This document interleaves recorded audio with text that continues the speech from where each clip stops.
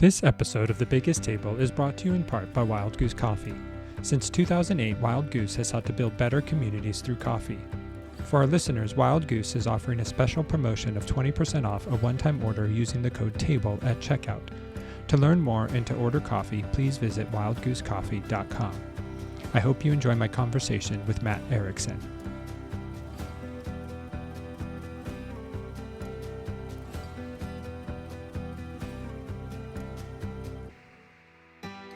Hello, welcome to another episode of The Biggest Table.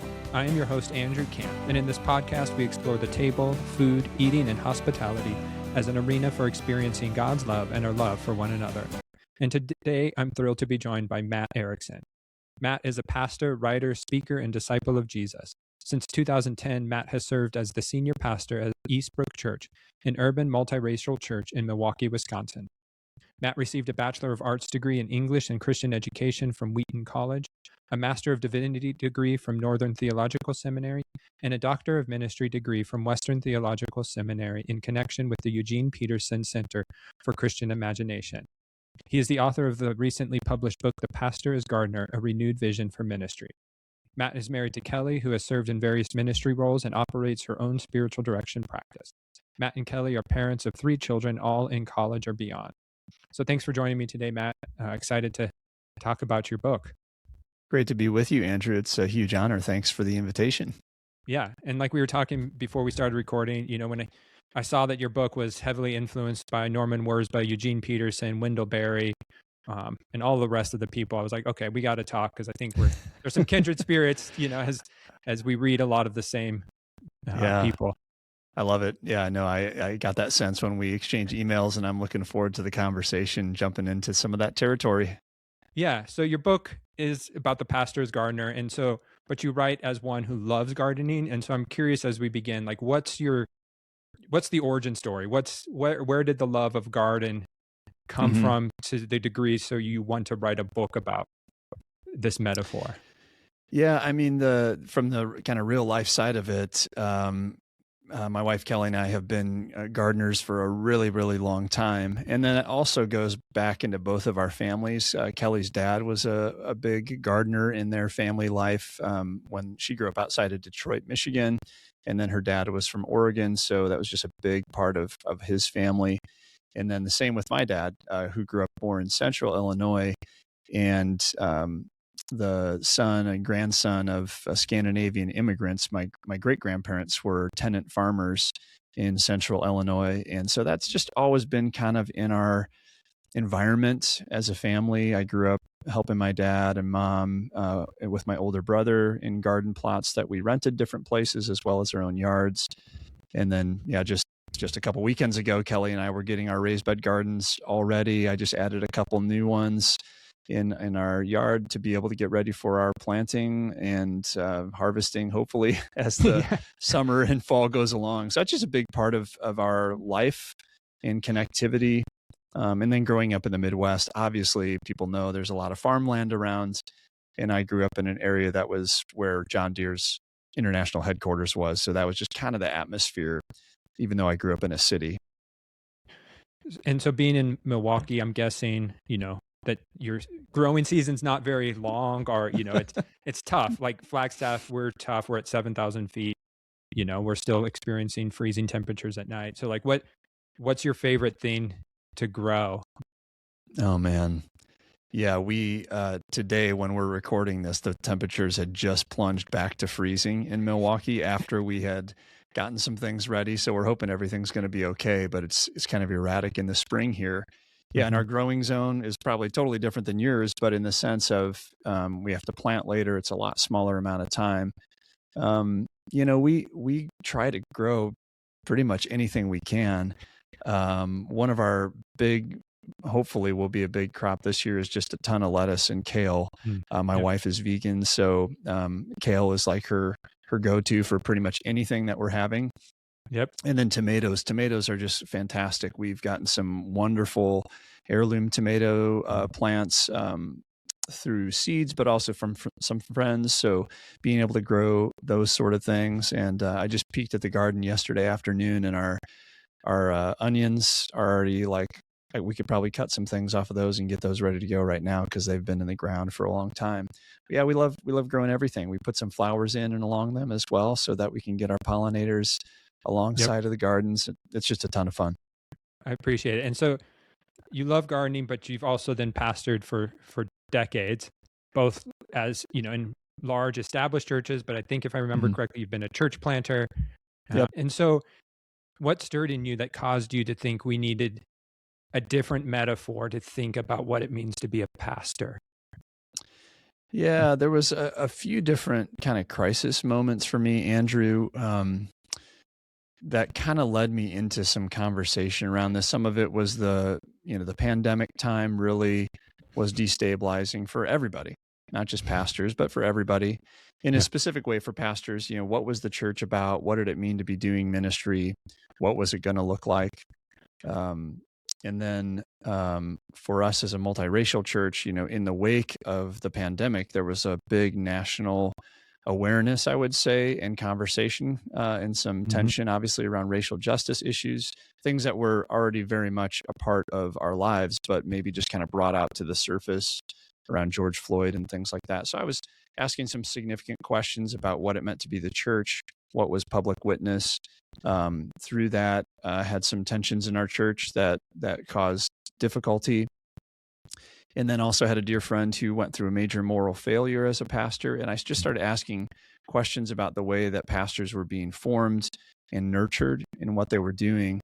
And as I was searching around, reading a ton, found myself going back to scripture and entering into the doorway of agrarian imagery through Paul's statement in 1 Corinthians chapter 3, verse 5, I planted, Apollos watered, but God is the one who gives the growth. And I think I had heard of that always as a church planting scripture passage.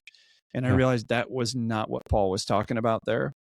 And it just opened up for me some things in my imagination that then took me from Genesis through Revelation, just searching out the agrarian imagery, the agricultural imagery in a new way. And that just kind of, I don't know how else to describe it. I don't want to be too dramatic about it, but it really just set my imagination afire.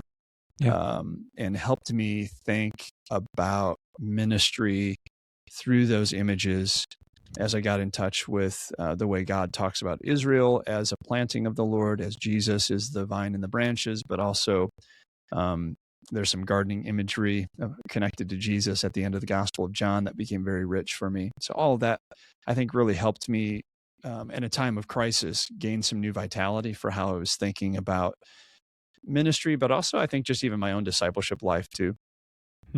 Say more about the discipleship aspect, because your book is The Pastor as Gardener, and so many of my listeners aren't pastors, and so they're like, okay, why should I stay listening if Yeah.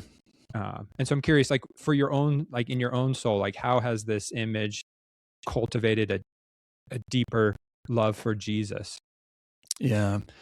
I mean, I hope, and I'll just say this to the side, Andrew, I don't know if this is going to see the light of day, but I am working on kind of an approach to some of this that it's more accessible, almost thinking of it as like a Henry Nouwen spiritual life type of book around spirituality that's connected to these agrarian images. We'll see if that happens or not.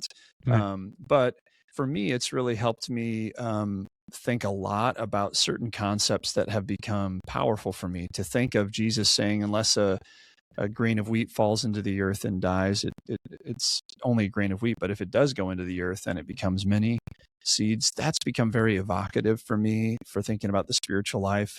What does it mean to die? What does it mean to go into the soil? What does it mean to let God do hidden things in our lives that we may not see for a long time, maybe even for years or decades that he's doing? How can we trust God with those sorts of things? What does it mean that nothing in our lives is wasted, but actually even things that seem like they're dying in our lives or our spiritual life become compost in which the next growth happens? That's really helped me because I think I've experienced things where I've experienced failure or grief, and to just see those through the lens of compost has actually been very healing for me, and to feel like, okay, I don't have to just view this as a negative. It is painful, but there's something good here. Images of the pruning that happens Jesus says that God, as the gardener in John 15, that he also prunes branches, and that's grace. There's a grace in that of God's pruning work. That's helped me think about discipline in a different way, or suffering in a different way. And then even the fruitfulness, there's things in our spiritual life that we want to nurture to growth. We can do certain things, and this is true for the pastoral side of it too. But there's a lot of things that we just don't have control over, but God is still doing something in our lives, and he can bring fruitfulness even where we might not expect it. And I think also the imagery of sowing seeds in the spiritual life into the lives of other people, pouring into others, that no plant exists kind of as an end to itself, but is actually intended to kind of carry something out into a future generation or future progeny, in a sense. I think that makes me think about spiritual children and the way that we pour into people's lives. There's a lot there for me that's been it's like my imagination just got opened up, and it's really so much fun. It's fun when something catches the imagination, whether it's a Bible verse or an author's quote that just helps you see scripture in new ways, that unlock something. Like you see that was always there, but you never noticed it as in depth. It's always, it's like when you're looking for the car and you're thinking about buying a Nissan Altima, all of a sudden everyone's driving a Nissan Altima. You see it everywhere. And so I think, how you described the garden and these ideas is similar to me, and how I started seeing food everywhere play out in scripture. And so it's fun to see you become enlivened as you talk about it, because I resonate deeply with that journey. But we also find ourselves, sort of at this micro level in the culture.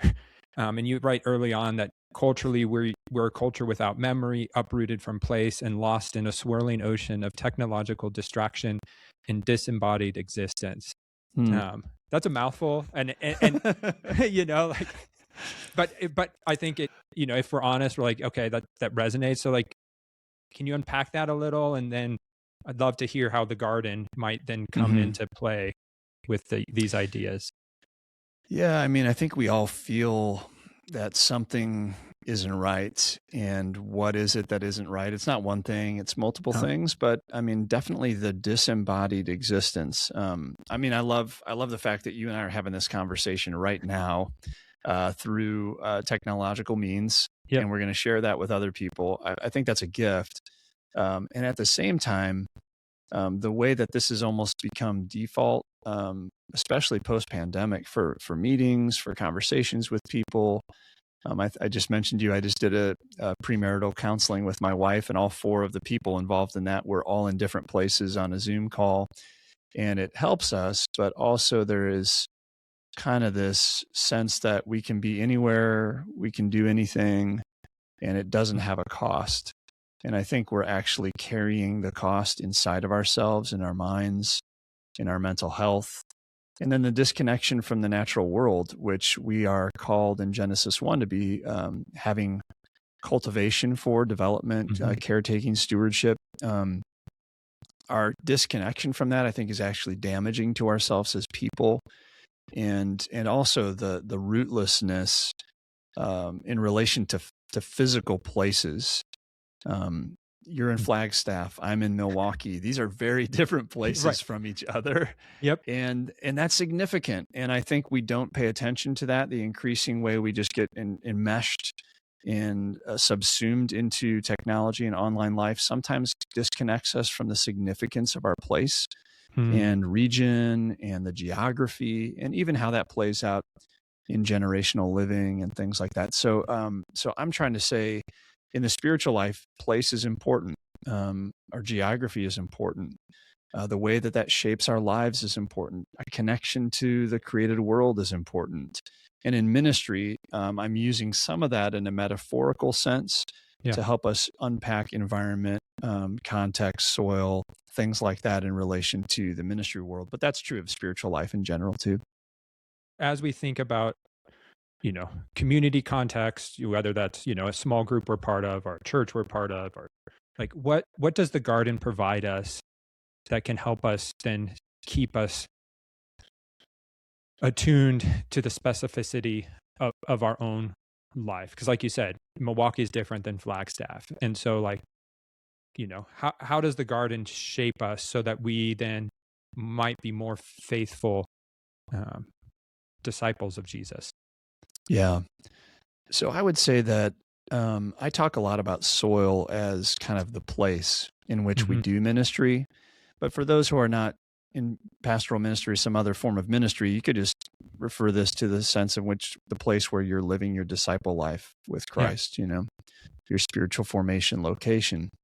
And so, the attentiveness to the physical place. I'll just talk about Milwaukee a little bit. Yeah. I'm not a Milwaukee native. I grew up in the Mississippi River Valley of Western Illinois, but I've lived in Milwaukee since 2003. And I feel like, the last 20 some years have been an education in this space, this place. Milwaukee, I don't know what reputation it has to other people, but it's actually a wonderful city in so many ways. Close to Lake Michigan, urban, but not so big that you can't get around. Um, it's got a wonderful diversity to it in so many ways in the city, even though the state of Wisconsin isn't as diverse. But it also has some challenging things. It's been on some of the top 10 lists of difficult things, educational disparities. The book Evicted by Matthew Desmond it takes place in Milwaukee. All of his studies are from Milwaukee. And so there's economic disparities, and it's often listed as one of the most segregated cities in the United States because of the way it was settled in the Great Migration, and before and afterwards. So being aware of how that impacts my city, the way that I do ministry as a pastor, what I need to pay attention to, the secret stories that are underneath the ground that shape people's lives, I think that's really, really important. That's one way that I think about the soil of the spiritual life or ministry. And then I also think about it in terms of the story of my church. I think about it in terms of a church's story. Sometimes pastors will come into a church or will enter into a church space or kind of a religious space, and we'll just think in kind of non-specific terms. We just need to plug in this program or this model. And it's so important to pay attention to the history, the culture, the personality of a specific church or community. And then also if it's part of a larger denomination or just even thinking through the North American realities, church in decline, things like Yeah. that. So I just think the soil in terms of the locality, region, geography, and then also soil in terms of the specific church or community really, really shapes us more than we realize. And sometimes we just don't pay attention to it as much now. You mean we're not attuned to soil? Like we don't like to think about soil? Like, Yeah. and so, but soil there's such richness and beauty, Mhm. and you reference Matthew Evans' work Soil in your book, and I picked it up to start reading because I'm intrigued by soil because I Yeah. sell wine and, and I love thinking about soil. Like, what did you learn about soil as in your research that sort of transformed how you thought about soil versus just say dirt? Yeah. Wow. That's a huge discussion, actually. Yeah. It's so interesting that you asked that question. And I'm not a soil expert by any means, right? Right. I'm a pastor, but I think the things that I caught along the way, I mean, Wendell Berry talks a lot about soil erosion Mhm. in his writings. And so Barry is, I know, someone we both admire and appreciate so much. But when you think about the physical aspects of how soil is going away and you're losing nutrients, it's getting washed into our rivers and down into the oceans, and we're losing some of those things, it actually connects for me with then how we live our life out. And so if we're living a rootless way, we are actually oftentimes contributing to the erosion, in a sense, of the vitality and the nutrition of spaces. There's something about being in a place for a long time. So roots help soil stay in space. I've been at my church now for 15 years, almost 16. I've been in Milwaukee since 2003 in 3 different church settings. And I've been here. I didn't expect I was going to be here this long. to be honest. I think when I came into my first role that brought me up to work with university students, I thought, I didn't think of it in terms of a stepping stone, but I think that if I'm honest, that might have been a mindset that I had.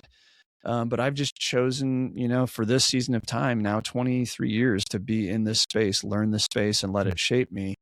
And I think that's done good things to me, and maybe some painful things. Yeah. But I think it's also enabled me to be a more rooted person, even in my congregation and in my community. So I think that's one aspect of it. And I think also, you're talking about that book on soil.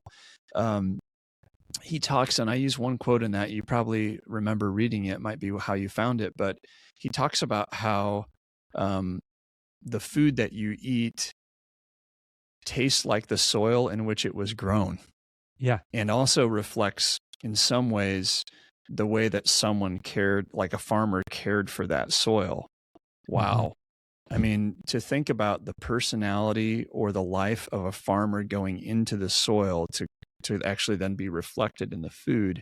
Again, very imaginatively evocative for me about how we live our spiritual lives or how we do ministry, that it really does. It's like we're pouring our lives into that. And somebody who cares for soil, we were just remediating our soil, getting ready our raised beds, putting compost in it, putting manure in it, helping it get ready. It needs things. And so it takes time to do the unsexy work of caring for soil.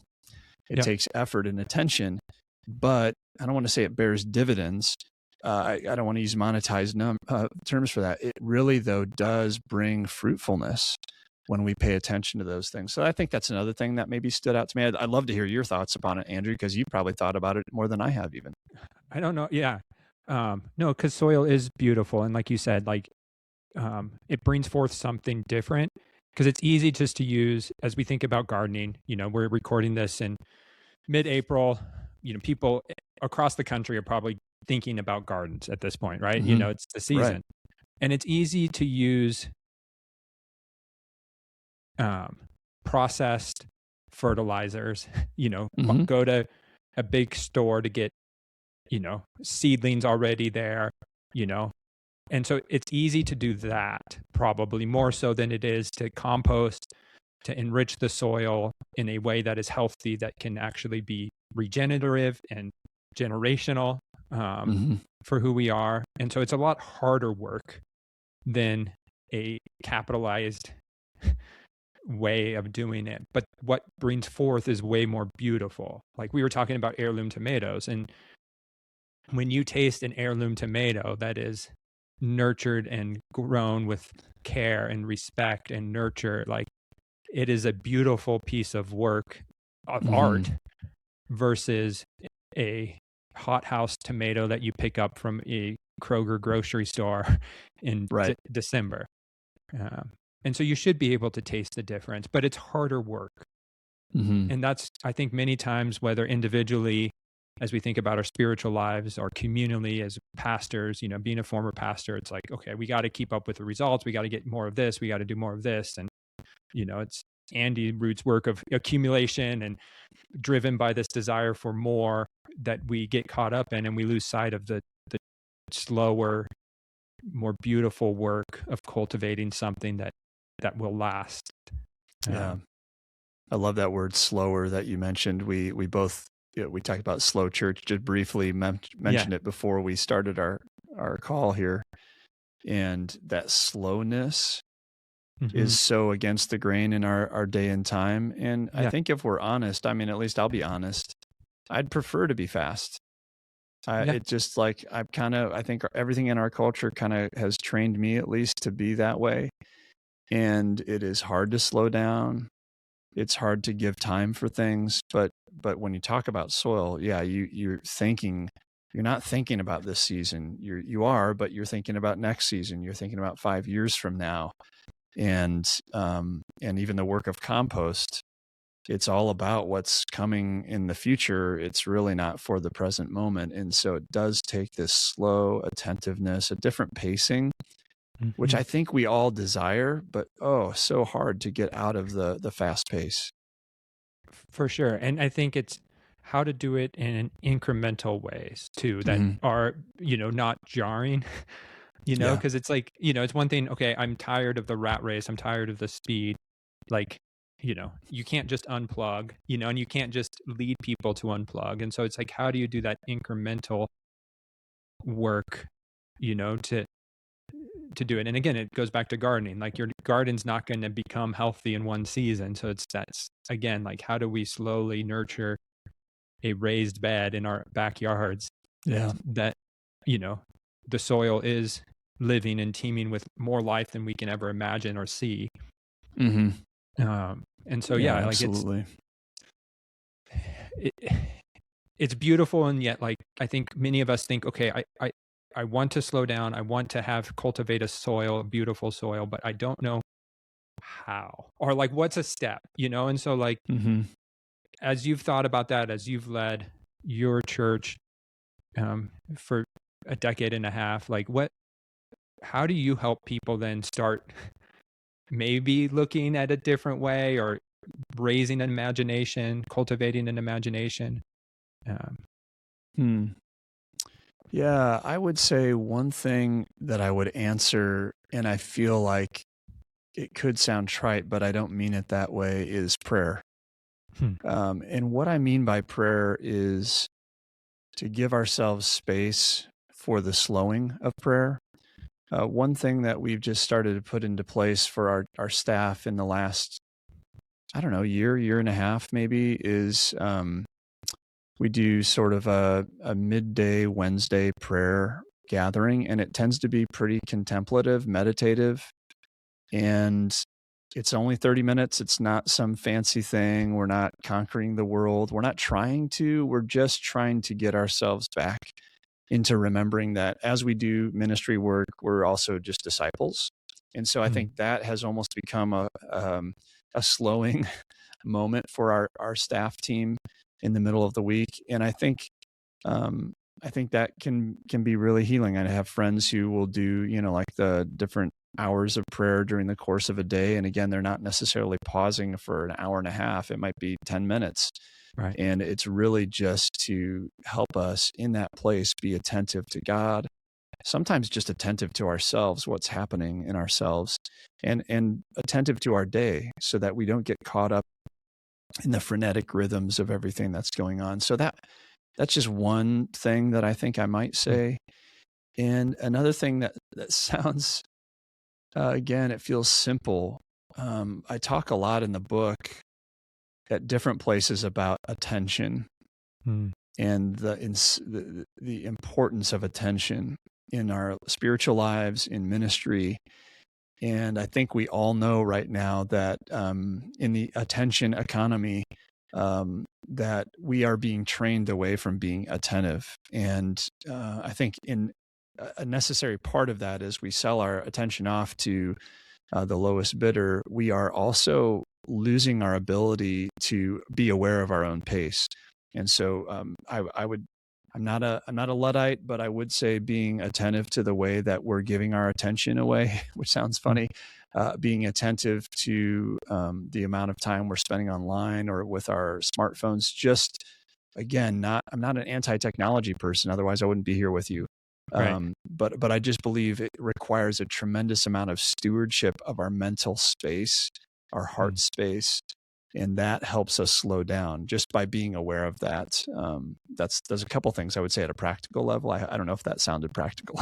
But it is, because I think attention is, like you said, everything is screaming for our attention, and Mm-hmm. as we think even about how to be faithful in this time, like, the news grabs our attention, and every issue requires a response from us, Yeah. or um and so, like, but I think the beauty of a garden is my attention, yes, I need to pay attention to the world events, but how do I pay attention to Flagstaff events? Yeah. For me personally, how do you pay attention to Milwaukee events? Like, Mm-hmm.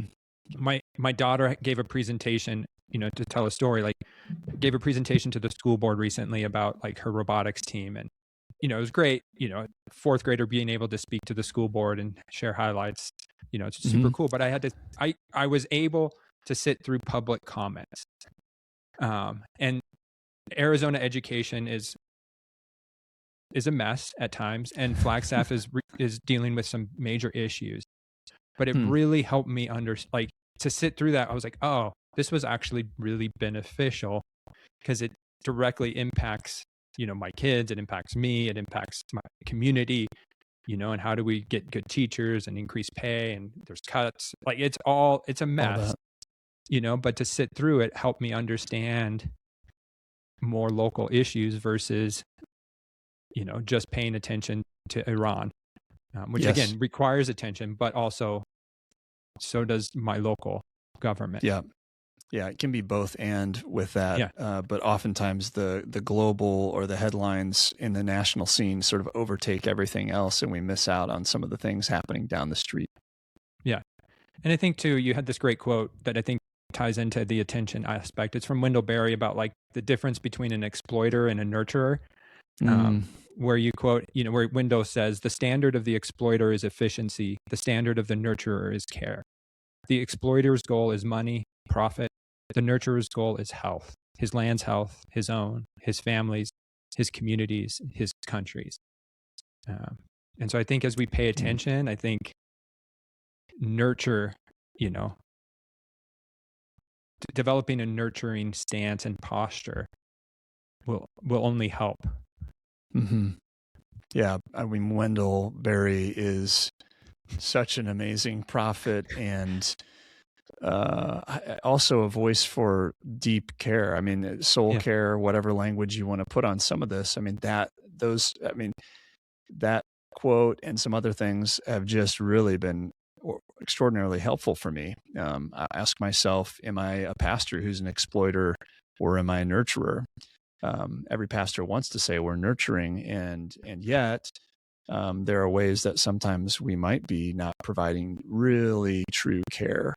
And what does that look like? How do we, if we have to measure things, how do we determine that? Is it just certain people within our congregation? Is it the whole congregation? Is it the community around the congregation? All of those things are so important. And yeah, just the attentiveness that enables you to provide care is key to that.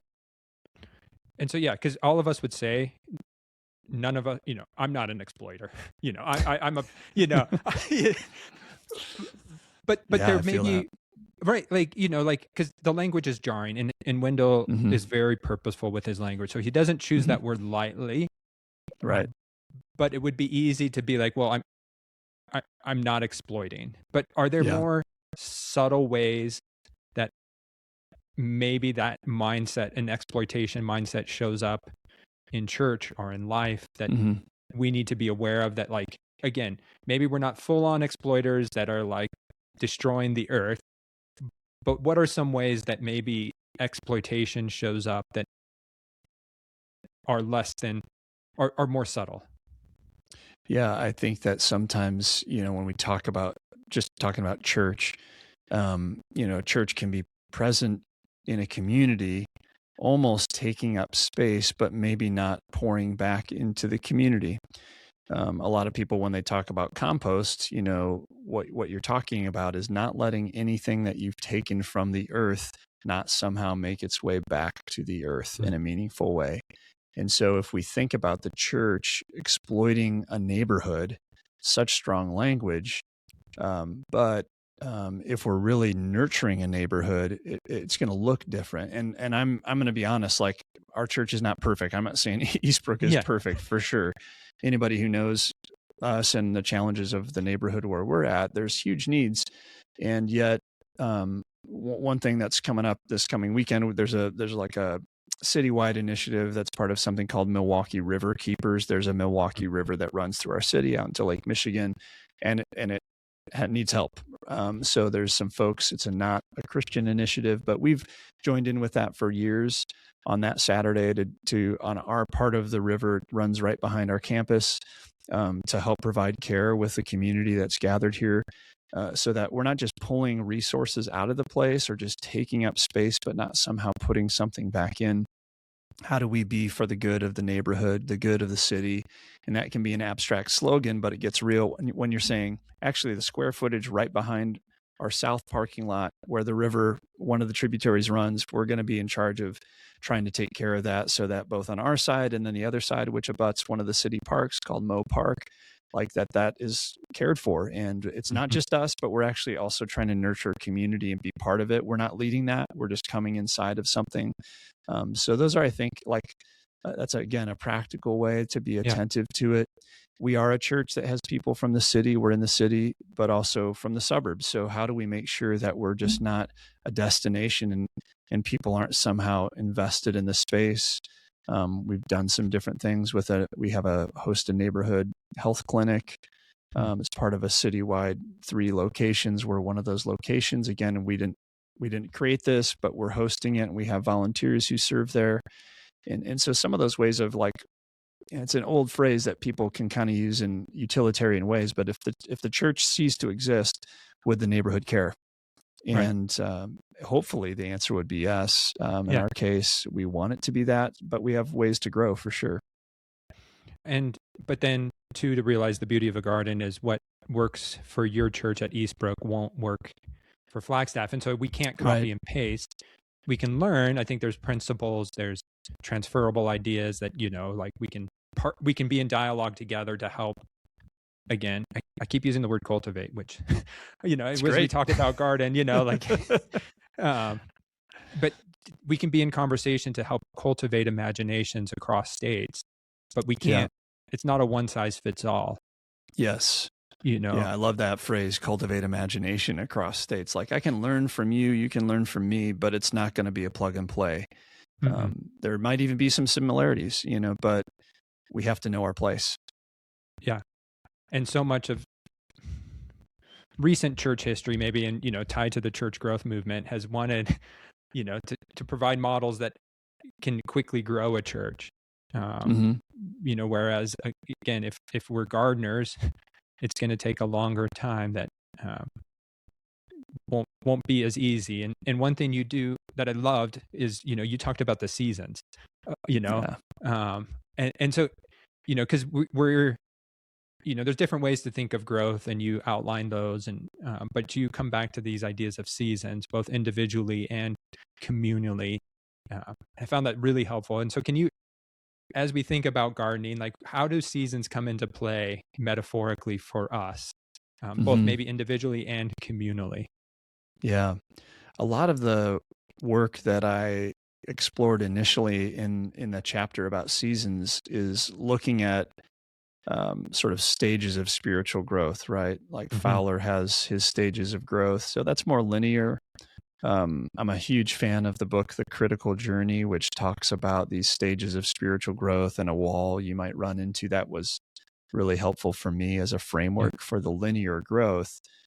But I think what can sometimes be missed is that cyclical growth of seasons. And so I try to explore that. And I think I'm still kind of intuiting my way to what that means. But I do think that when we think about communities or even our own spiritual life, there are times where we will go through what can be a springtime where it feels like there's just vibrancy of growth. You're seeing things pop out. This is what's happening in Milwaukee right now. The spring flowers are coming up, the tulips, the daffodils. You can see the very edges of the buds coming off the trees.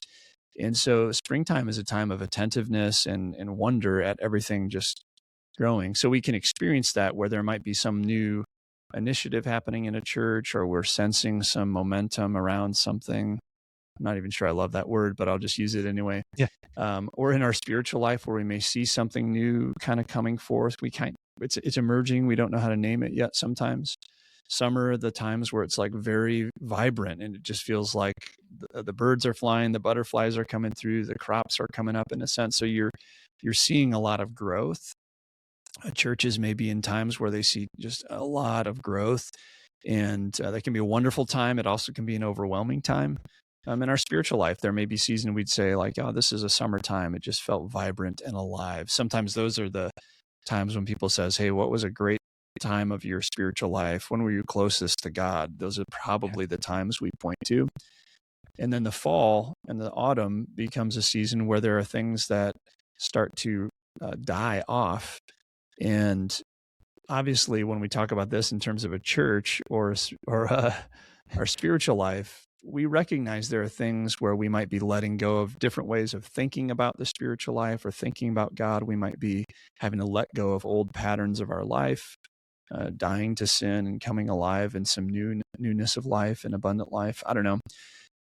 But in the church, when we talk about a community going through an autumn, this gets hard because we kind of like to have everything always growing. We want it to be perpetual summer. Yep. And I think as a pastor, we're as guilty of this as anybody else. But I do think it's helpful to recognize there are seasons for things to die. Yeah. Whether it's a ministry, whether it's an end to a group, a small group, or some other thing, it's okay. It's okay. And in fact, when we resist that, sometimes we're working against God. And so recognizing some of that and embracing the end of things is also good. Learning how to bring a good end. And then that there are winter times. There are times where we go through, I think spiritually, we might equate this with something like a dark night of the soul or a spiritual desert, times where we don't see any growth happening. But in some senses, we have to entrust ourselves to God and believe there are things happening below the surface that we may not even know. And I think there's also ways that the church can go through it. Individual church, or even in North America, I kind of feel like we are in a winter. Yeah. It's a subterranean time. It feels confusing. It feels barren. It can feel like a decline or retraction. And certainly sometimes churches will actually die, fully go, and it's the end of their season. But at other times, it might just be a season a church goes through that might be kind of a realignment time or a reframing, a reimagining of what the church could be. I don't know. I think it's really suggestive. I'm still kind of trying to figure out my way through it, Andrew.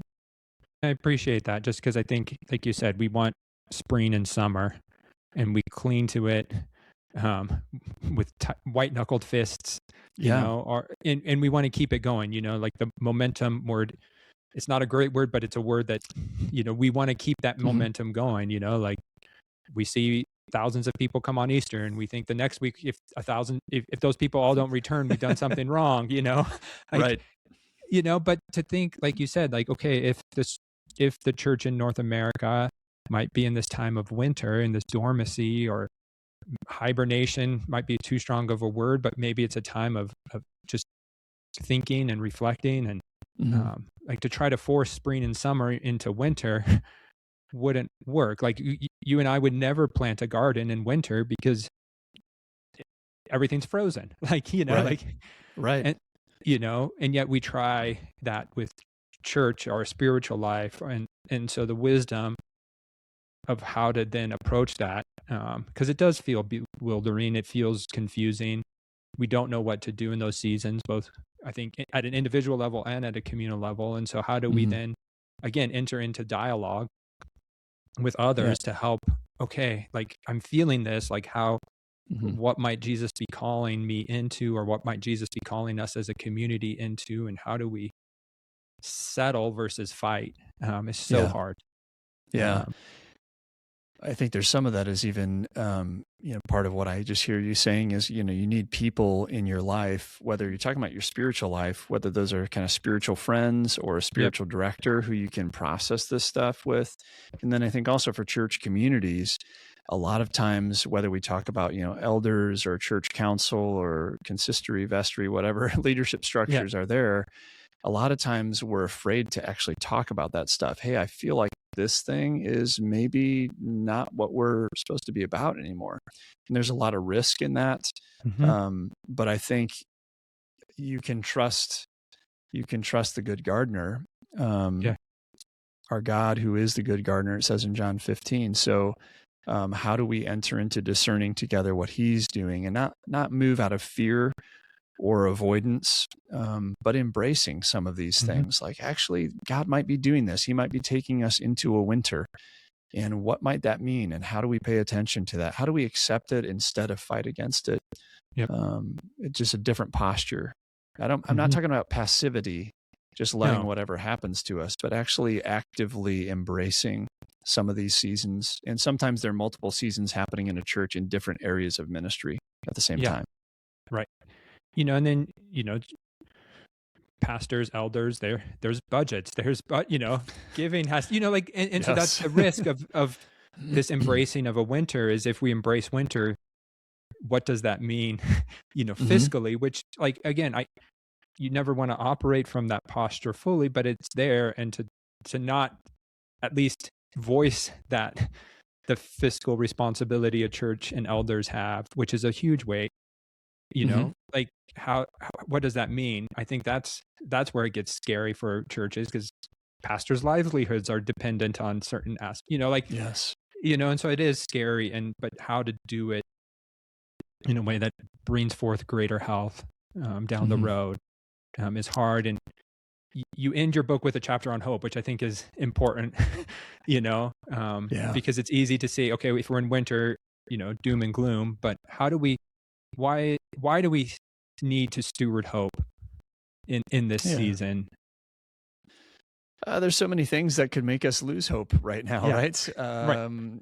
Our national conversation is just so conflicted. Regardless of where you land politically, I think there's a lot of hopelessness. Hmm. You look at the world situation, global conflicts that seem to just carry on, and the sense of angst that so many people have around the world. And then things in our own neighborhoods and cities. Again, I can only speak to Milwaukee and some of the challenges we were dealing with. You talked about education. We have some challenges with that in our own city. Again, dollars are pulled tighter, so even public services are being Hmm. challenged in our city. So I think with all that happening, and then people saying things like the church is in decline in North America, it is really easy to fall into hopelessness. Yeah. Um, but the gospel is a message that is full of hope. It's not a false hope, and it's not a false optimism. Mm. And I think the key to that is remembering the story of Jesus, that he's the bringer of hope, but he went into death. Yeah. And if Jesus walked inside of death and walked out the other side, I don't want to be simplistic, and the resurrection happened, then we have to be people of hope, even if it goes against what we perceive. And Mm. so I do think there's sort of this hope that's linked to the resurrection, Jesus' resurrection, and then a sort of an eschatological hope that's linked with the consummation of all things, the new heaven Yeah. and the new earth, that we are living now as sort of fully engaged with the resurrection of Jesus. We're living now fully engaged with the new heaven and the new earth. We're trying to model, or I don't want to say model, I want to image forth that reality now. Mm. And even in dark times, we have an opportunity to do that. It's not easy, but we have that kind of. I think of Ephesians 1. It says you have an inheritance, like a deposit in your life Yeah. by the Spirit's presence now. And so I think that hope ties in within the way we live. We keep sowing seeds. We keep cultivating our lives. We cultivate the land of ministry, our church, our communities in a meaningful way as image bearers, and as image bearers of the resurrection. And a gardener is, if anything, a person of hope, putting things into the ground, hoping Yep. that something's going to come up, Yeah. just like we started the beginning of our conversation, like you don't know. And Right. so I think it's an image of hope. Mm. I just say, like, the hope is the kind of the defining virtue of the pastor gardener. But I think I'm not trying to say it's more important than love. I mean, Paul said the greatest of these is love, so I don't want to argue with him. No. But it's powerful. It's so important to have that theological virtue in our lives. I just finished reading, and I'm late to the party on it, but just finished Walter Brueggemann's The Prophetic Imagination. Mm, Um, and his, amazing book. yeah, but his sort of twofold task of the prophet, of cultivating grief, but also then hope, or Mm-hmm. the energizing message of Isaiah is where he draws it from, and then ties it to Jesus too. But where, like, we got to give voice to the grief of what we're losing, but then also continue to paint and steward and paint a picture of a new world, that is coming and is here. And so, like, yeah, as I was thinking about hope, it's where, since it was fresh in my mind, of like, how do we hold those two in tension of, stewarding our people through grief, but also then helping them see that grief is not the end. Like, Good Mm-hmm. Friday, Saturday isn't the end of the story, but there is resurrection, and newness Yeah. that will come again. Yeah, there's No. nothing like winter in Milwaukee when the first daffodils, crocuses, and tulips start to come up. Yeah. It's like something happens in our city and you can just feel like joy humming in the air. And I feel like part of what the calling of the Jesus follower is in these days is, if I can borrow a phrase from N.T. Wright, he once said, it's like, what should you do? Plant a tree. And he meant that both maybe literally, you're kind of imaging forth new creation in a literal way, but also spiritually. Yeah. You're doing something that speaks of hope, and in some ways we have been filled with hope by God, but we also cultivate hope by doing things that are connected to the kingdom, connected to life. Let the joy hum in the air as we plant sort of the spiritual tulips and real tulips in the midst of our cities, in our neighborhoods, in our world. There's something profound about both at the same time, the literal and the metaphorical. There is something, because every spring and every, when, we have some fruit trees in our yards too, which is fun. And, That's cool. we plant and we do the same thing, and I can do the exact same thing each and every year and I will get radically different results. But the hope is still there. And so it's that, okay, I will be responsible, but I cannot ultimately control my garden. Right. Right. There are forces beyond my control. We could have a late frost that ruins everything again, And so I think, Yes. like that, as we work and plant, literally, I think it does help me maybe hold less tightly to control, because I realize I can be faithful, but I Jesus calls the growth to Yeah, bring it absolutely. back full circle to Corinthians. Yeah, and for me, that's been one of the most freeing things of this whole journey about the pastor as a gardener is I can know what I have control over. Like I have control over certain things, Yep. but a lot of it I don't. And that's just taken some pressure off of me as a pastor. Again, it doesn't mean I'm not working hard. Doesn't mean I'm just like, oh, God's just going to do it all. I'm doing a lot, but I know that I can't make that happen. And so it's freed me from trying to be God. That's been great. No, it is. Yeah. It's a tough lesson as pastors to learn that we're not in control. But I think when we can embrace it, even if we're not pastors, it is freeing. Yeah. And even for all of us as we follow Jesus, there are people in our lives, there are situations in our lives that we want to be in control over. And we, in a sense, have to let that go and entrust that to God, who is a good nurturer and does provide nurturing care into our lives. That's really powerful for me. Yeah. I feel like there's a whole book on parenting as a garden, that you could. Yeah.